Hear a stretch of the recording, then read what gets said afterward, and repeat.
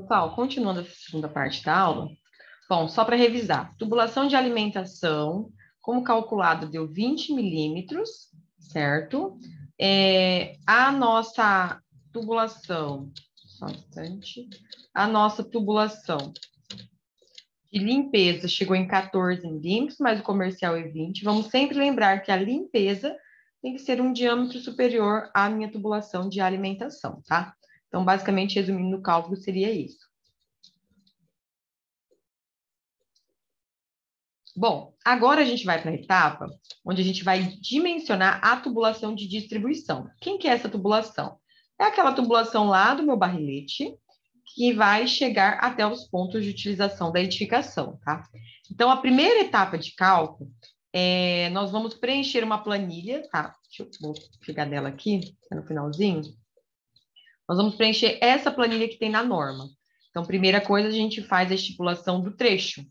Depois a gente faz o somatório dos pesos, que eu já vou explicar, e o cálculo da vazão, tá? Então, essas são as 3 primeiras etapas. Esses trechos, a gente vai definir ele, então, tipo, o primeiro trecho, então, do ponto tal ao ponto tal. Aí, o peso, já vou explicar o que significa, e essa vazão, tá? Então, essa planilha aqui, ela é da norma. Então, nós utilizamos ela como base de cálculo, tá? E para o seu preenchimento. Então, eu vou explicar nessa segunda etapa da aula como que a gente faz o preenchimento, depois eu vou abrir um modelo de planilha e de exemplo para vocês estarem entendendo.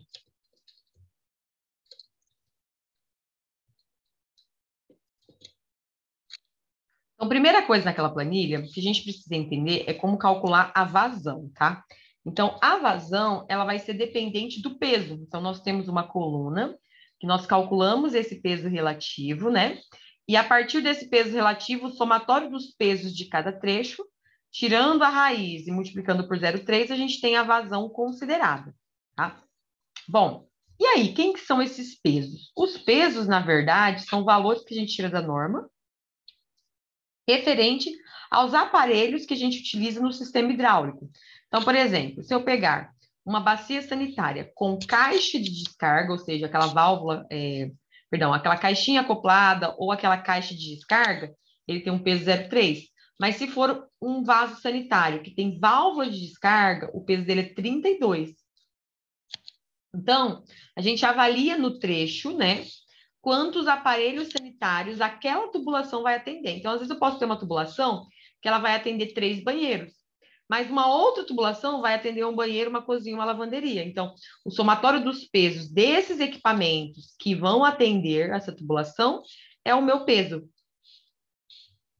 O que nós temos maior valor aqui é o vaso com válvula, né? Que ele tem um peso de 32. Aqui nós temos o exemplo, ó. Pia de cozinha, água elétrica 0,7, tanque de lavar roupa 0,7, torneira de jardim 0,4, lavatório de banheiro 0,3, né? Chuveiro elétrico, que vai ter registro de pressão, é 0,1. Chuveiro com ducha, né? Chuveiro ou ducha, né? Que tem aquele misturador, que tenha tanto água quente quanto água fria. Então, tô vendo que ele tem misturador. Então, aquele a gente vai usar 0,4. Então, quando vocês estiverem fazendo um projeto de água quente com água fria, a peça que usa é um misturador. Então, a gente tem um peso de 0,4. Se for simplesmente chuveiro elétrico que tem um registro de pressão, que é o mais usual, a gente usa 0,1. Banheiras é 1. Então, assim, tem todos os elementos que a gente pode ter numa casa, tá? Percebam que alguns, por exemplo, ó, mictório pode ter o de sifão e sem sifão, com válvula ou com caixa, tá? Então, a gente tem valores variáveis aí também. Então, o peso que eu me refiro é esses valores aqui.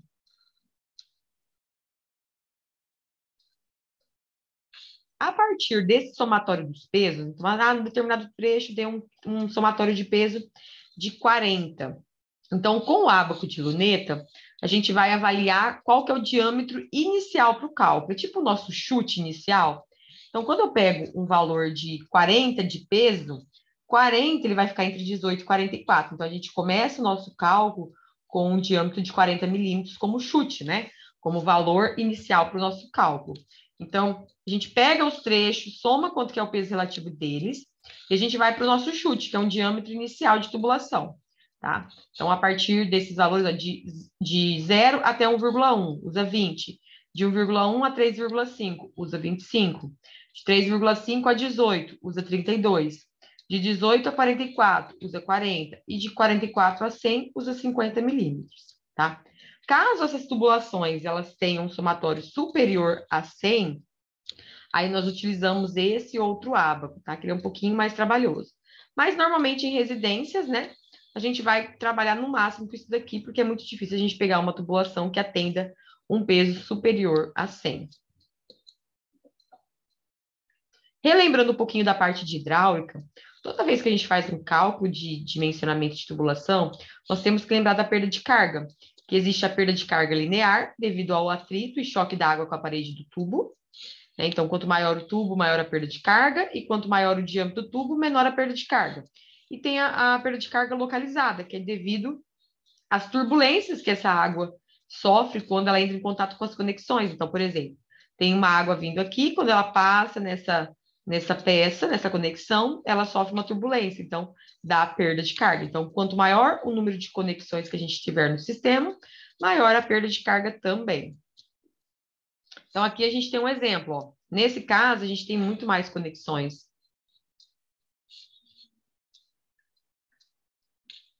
Nesse outro caso, a gente tem menos conexões. Então, nós sempre temos que pensar num traçado que gere a menor perda de carga possível. Sempre pensando em trabalhar com os menores trechos, né? Então, comprimento menor. E também buscar pensar no menor número de conexões. Então, aqui, ó, o trecho ficou muito maior e muito mais conexões sendo utilizadas. Para cada um dos elementos, nós temos um cálculo de perda de carga. Então, para calcular a perda de carga devido aos tubos, nós temos tubos rugosos e tubos lisos. No nosso caso, tubos de aço carbono, galvanizado ou não, usa o rugoso. No nosso caso, vai ser tubos PVC, né? Então, a gente pega esses de plástico, cobre ou liga de cobre, onde nós usamos essa fórmula para o cálculo de perda de carga da tubulação. Tá? Óbvio que quando a gente faz isso à mão, dá um pouco mais de trabalho, né? Mas na planilha do Excel, a gente pode configurar essa formulação aqui. Então, o J vai ser minha perda de carga unitária devido à tubulação. O Q é a vazão estimada. Então, essa vazão é essa vazão que nós calculamos aqui, tá? Então, 0,3 vezes raiz do somatório de pesos daquele trecho é essa vazão que nós adotamos lá. E o D vai ser o diâmetro interno do tubo. Esse diâmetro interno é esse diâmetro que a gente adotou aqui. Então, a partir do somatório dos pesos, no ábaco de luneta, é esse chute inicial de diâmetro que a gente vai estar adotando, tá? E aí, nós temos na tabela da norma as perdas de carga das conexões, tá? Então, isso é cálculo de perda de carga da tubulação. Mas das conexões, elas têm valores fixos conforme os seus diâmetros, tá? Então, nós temos uma tabela para tubulação de tubo rugoso, né? De peças que venham a ser usadas em tubo rugoso. E essa daqui de tubo liso, tá? Então, no nosso caso, nós vamos usar a tabela A3, tá? Que é a segunda tabela, que é para tubo liso. Então, cuidem para não usar a tabela incorreta, tá? Então, aqui a gente pode tirar de base, ó, por exemplo, cotovelo, basicamente, é o nosso joelho, tá? É só uma forma que ela é escrita na norma. E as curvas são aquelas peças um pouco mais suaves do nosso traçado, tá? Então, por exemplo, pegar uma peça de 25. Um cotovelo de 90 de 25 tem 1,5 de perda de carga. Já o de 45 tem 0,7 de perda de carga. Então, se eu usar 2 de 45, dá um valor menor que 1 de 90, tá? Agora, se a gente for na curva, uma curva de 90 é 0,6, né? Uma curva de 45 é 0,4. Então, nesse caso, por exemplo, se eu trocar uma de 90 por duas de 45 já não compensa, né? Porque aqui, quando eu faço duas de 45, dá 0,8.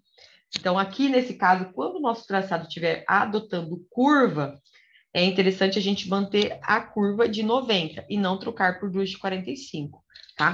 Então, isso o que eu quero dizer com vocês, ó. Vamos fazer um rascunho aqui para ficar mais clara essa ideia.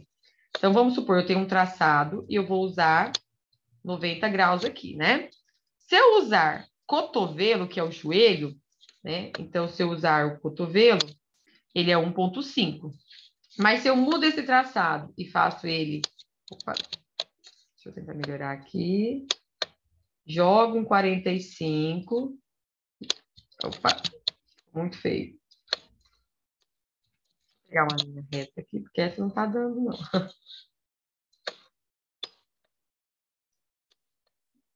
Ó. Então, ao invés de usar essa de 90, a gente pode tipo, substituir isso por duas de 45, tá? Duas de 45 dá 0,7, certo? Ele dá 0,7. O que a gente está eliminando aqui, pessoal, é esse trechinho, ó. Então, antes ele estava aqui, ó. A gente está eliminando esse trecho.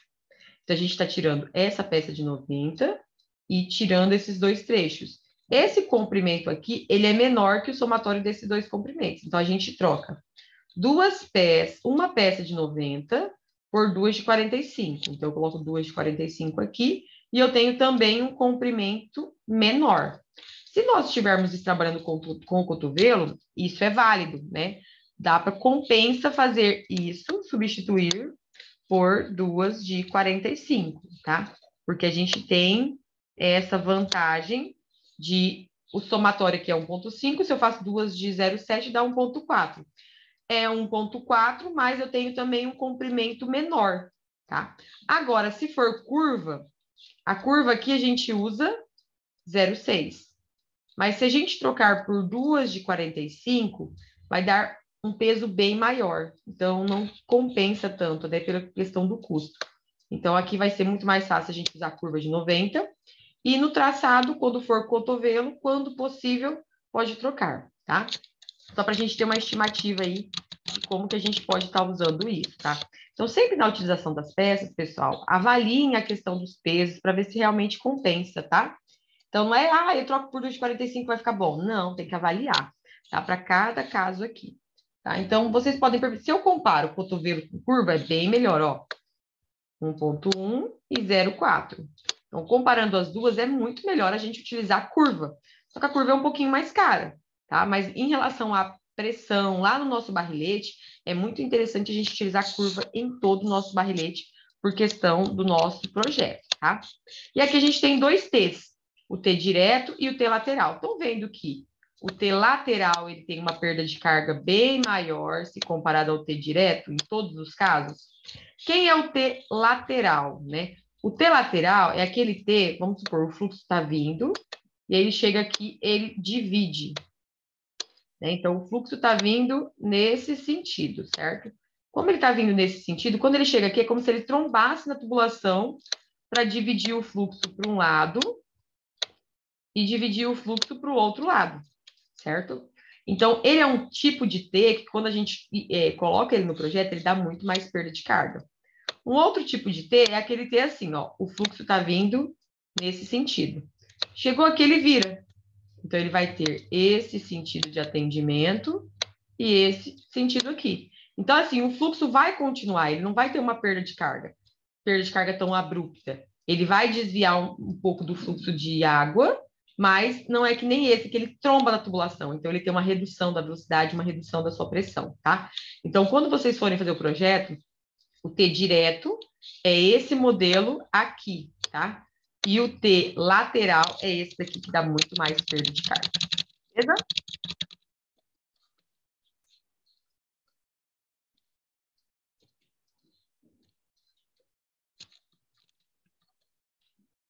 Vou apagar aqui.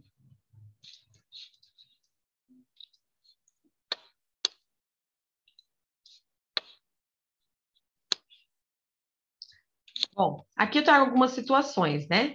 De cálculo de perda de carga, ó. A perda de carga de um joelho de 90, de 25, equivale a 1,5 comprimento de tubo. Então, essa pecinha aqui, ela tem a mesma perda de carga que 1,5 metro de tubo, que é exatamente o valor que a gente tem aqui na norma, né?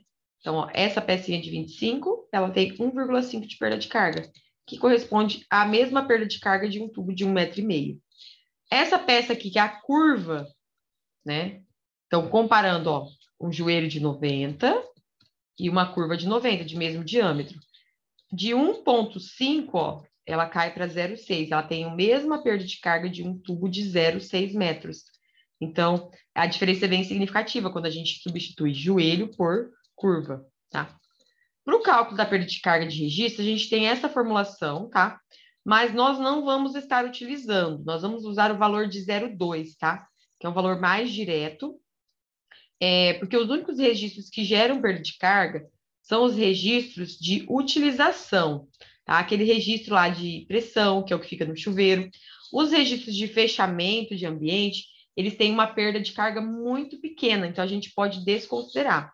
Então, o registro de gaveta que a gente tem lá no nosso banheiro, nós praticamente não consideramos a perda de carga dele. Nós só vamos considerar como perda de carga o registro lá do chuveiro, tá? Que é o registro de pressão. E a gente pode adotar o valor de 0,2 como valor de perda de carga para ele, beleza? Aqui, pessoal, eu trago algumas informações também em relação à pressão mínima que cada aparelho tem que atender, tá? Então, assim, para ficar mais fácil o entendimento, a caixa de descarga ou caixinha acoplada, ela precisa de no mínimo 5 de pressão, 5 kPa de pressão. Nos softwares, pessoal, normalmente vem em MCA. Aqui a gente traz em kPa, tá? Mas se eu for converter isso aqui em MCA, é dividindo por 10, tá? Se eu dividir 5 por 10, dá 0,5. Então, 0,5 MCA ou 5 kPa é o valor da caixa de descarga. A válvula de descarga, no caso do vaso sanitário, é 15 kPa ou 1,5 MCA. E todos os demais elementos, eles precisam de 10 kPa de pressão no ponto de utilização para que eles funcionem com eficiência, tá? Ou, basicamente, um MCA, que é um metro de coluna d'água. Em condições dinâmicas com escoamento, a pressão de água nos pontos de utilização deve ser estabelecida de modo a garantir a vazão do projeto indicada na tabela 1. Em qualquer caso, a pressão não deve ser inferior a 0,1 MCA, exceto nos casos que é 0,5, tá? E o do banheiro, né, que o vaso é de 15. Quando a gente trabalha com prédio, o máximo, né, não pode passar de 40 MCA, tá, pessoal? Caso ele ultrapasse, a gente precisa estar em pontos estratégicos redutores de pressão. Então, por exemplo, eu pego esse prédio aqui e ele tem 60 metros de altura, ou seja, como ele tem 60 metros de altura, ele vai dar mais de 40 metros de coluna d'água. Então, o que a gente faz? Nós podemos colocar um redutor de pressão, né, e dividir o traçado para que haja essa redução de pressão no nosso sistema, tá? Bom, para o nosso dimensionamento na planilha, nós começamos pela divisão dos trechos, depois a gente faz o somatório dos pesos, né? Então, de cada trecho, aquele trecho está atendendo 3 banheiros. Quanto que dá o somatório dos pesos dos 3 banheiros? Depois nós calculamos a vazão através dessa fórmula, tá? Então, a vazão é igual a 0,3 multiplicado pelo somatório do peso. Quando a gente lança isso no Excel, a gente pode fazer bem de forma automática, depois eu vou disponibilizar a vocês. Depois nós calculamos o diâmetro, que vai ser através daquele ábaco, né? Então, o valor do somatório do peso, a gente olha naquele ábaco e a gente vê o diâmetro estimado, né? Para a gente iniciar o cálculo. Depois nós calculamos a velocidade da água, tá? A velocidade, ela é dada através dessa formulação aqui. Então, 4 vezes 10 à terceira multiplicado pela vazão, multiplicado pelo diâmetro ao quadrado dividido por π, tá? Então, a gente pode configurar essa formulação ali. Depois nós calculamos a perda de carga unitária, tá? A perda de carga unitária, nós calculamos dados dos nossos elementos, né?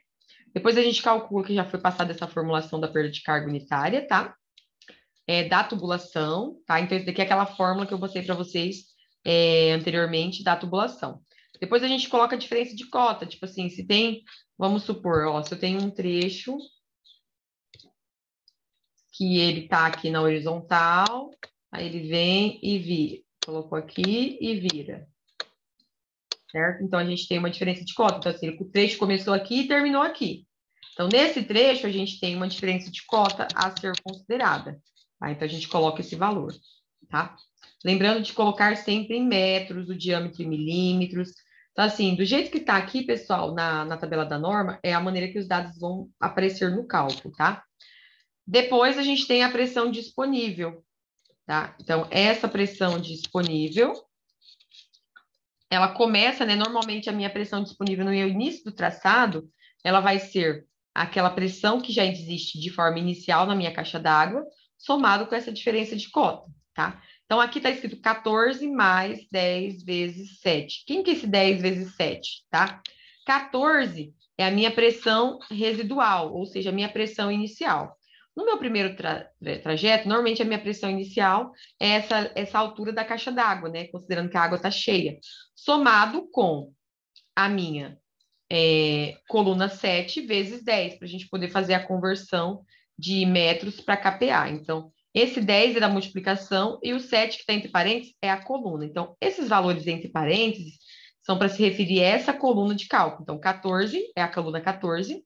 É claro que no primeiro traçado, no meu primeiro trecho, a minha pressão inicial é o meu reservatório, que eu tenho que estipular, né? Quanto que ele tem de altura. Mas nos próximos, a gente vai pegar essas colunas que já foram as pressões residuais. Depois disso, nós vamos para o cálculo de pressão disponível, né? Que é isso que eu acabei de comentar. O comprimento das tubulações, né? Então, a gente vai colocar qual que é o comprimento das tubulações, o real e o equivalente. O real é o das tubulações, tá? Comprimento real da tubulação. E o equivalente vai ser o referente às peças, tá? Então, referente às conexões que a gente tem. Então, esse comprimento que a gente joga aqui é aqueles valores lá da norma. Então, uma peça tem 1,5 de perda de carga. Então, naquele trajeto, por exemplo, ó, traçado. Então, vamos pegar um exemplo aqui, ó. Se eu pegar esse daqui, isso daqui. Quando ele sai desse ponto, ele vai passar nessa conexão e nessa conexão. Vamos supor que são duas curvas de 50 milímetros. Então, eu vou lá naquela tabela, vejo as duas curvas de 50 milímetros e vejo o valor delas. E aí, eu coloco o somatório aqui, beleza?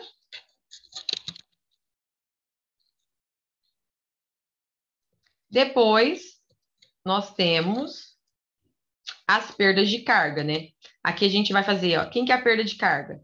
Da tubulação vai ser a coluna 10, né? Vezes a coluna 6, que é aquela perda de carga unitária. E as de registro a gente pode adotar 0,2, quando houver o registro no traçado, no trajeto. E a minha perda de carga total vai ser o somatório da 11 com a 12. Então, quando eu pego a 11 e a 12 somadas, nós teremos a perda de carga total. Aí a minha disponível vai ser a coluna 8 menos a 13, lembrando que são esses números aqui em cima. E a requerida é o valor que precisa no ponto de utilização, né? É claro que nos primeiros trechos a gente não tem o ponto de utilização ainda. Então, essa de requerida é quando a gente chega lá na torneira específica, lá no meu vaso sanitário, naqueles locais. Então, aqui nós temos um traçado, né? Então, a gente analisaria a peça. Então, por exemplo, se eu contar como que eu divido o meu trecho, né? Sempre quando eu tiver uma divisão. Então, por exemplo, quando eu estou vindo daqui, quando eu chego aqui eu não tenho que dividir o trecho, então esse vai ser o primeiro trecho. Daqui para cá é um trecho e daqui para cá até chegar nesse T é outro trecho, tá? Aí daqui até o ponto de utilização é um trecho. Daqui até o outro T é mais um trecho. Desse T até o vaso é outro trecho. Desse T até essa divisão é mais um trecho. Daqui até aqui é outro trecho. E daqui até o último é o último trecho. Então, o trecho a gente divide conforme a gente tem um T. Então, a cada T que eu tiver, a gente pode criar um trecho de traçado, tá? Para a gente poder criar as divisões.